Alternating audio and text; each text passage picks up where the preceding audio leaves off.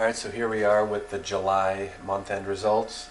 Our top 5 brands. We have Alfa Romeo staying at the top, 1,225 units, positive 2,749%. So again, they didn't have many last year, but that's still good. Infiniti, 10,840, positive 9%. We had Subaru selling 55,000 units, positive 6.9%. Acura, 14,000 at a positive 3.7%.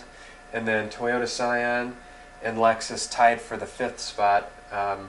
Toyota Scion was the number 1 for units sold, 193,000 in July alone. Lexus sold about 29,000 units, and they were both positive 3.6% to last year. Okay, and then now we have our top 5 brands year to date through July of 2017. Alfa Romeo still in the top spot, 1,354%. Jaguar, 66.0%. Maserati, positive 29.4%. Infiniti, holding strong, positive 20.1%. And then Subaru, positive 8.7%. So for the month of July, year to date, I have the top selling volume SUVs. The RAV4 was at the top, positive 31% in July, 14 on the year. Nissan Rogue, down 2.6 on July, positive 25 on the year. Honda CR-V down 11.8 July, and positive 12.3 on the year. The Ford Escape, 5.5 positive and 1.7 positive on the year. And then the Chevy Equinox rounds out the top 5, positive 7.5% in July and positive 9.6% in 2017. Bottom 5 brands, July 2017. Smart sold 182 units, down 63.1. Buick down 30.5%. Chrysler and Hyundai were tied for the 3rd spot at negative 30.0%. And then Cadillac in the 5th spot, down 21.7%. Year-to-date numbers, we have Bentley down 64.3%, Smart down 29.8%, Chrysler down 23%, Hyundai down 13.4%, and then tied for the 5th spot, Fiat and Jeep both down 13%. These are the results for Mazda sales in July of 2017 with year-to-date next to it. So the Mazda 3 is down 8.6%, year-to-date down 20.6%. The Mazda 6 down 19.8%, down 22.7% on the year. The MX-5 Miata is positive 13.2%, and year-to-date positive 27.2%. In July, the CX-3 was down 1.2%. Year-to-date down 17.4%. CX-5 positive 5.3% in July, and then year-to-date positive 9.7%. The CX-9 was positive 3.3%, and year-to-date positive 143.6%. Total Mazda sales for July down 3.0%, and year-to-date they are down 2.6%.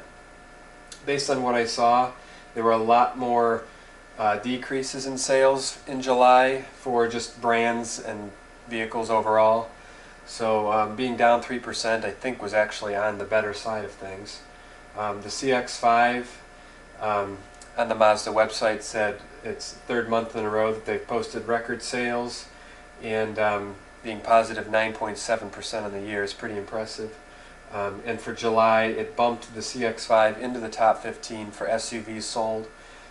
So for a small company like Mazda, or a smaller company, that's a pretty good feat. So they're ahead of cars like the Hyundai Tucson and cars that I thought sold a lot better. So the redesign of the CX-5 is looking to be, positive for that vehicle. I still think the CX-3 is just like a mistake.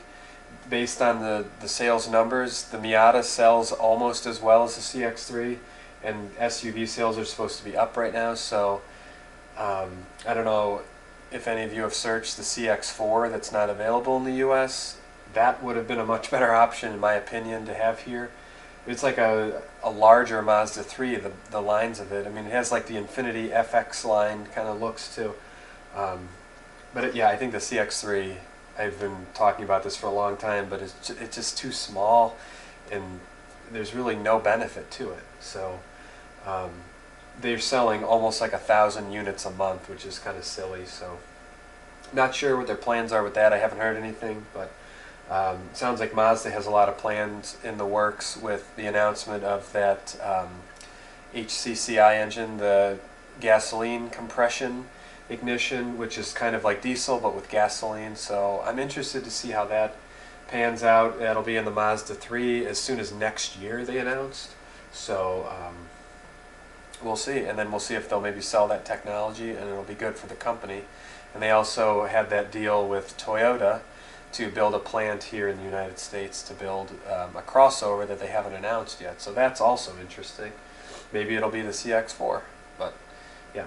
All right, that wraps things up here. Thanks for watching another edition of Automotive Sales.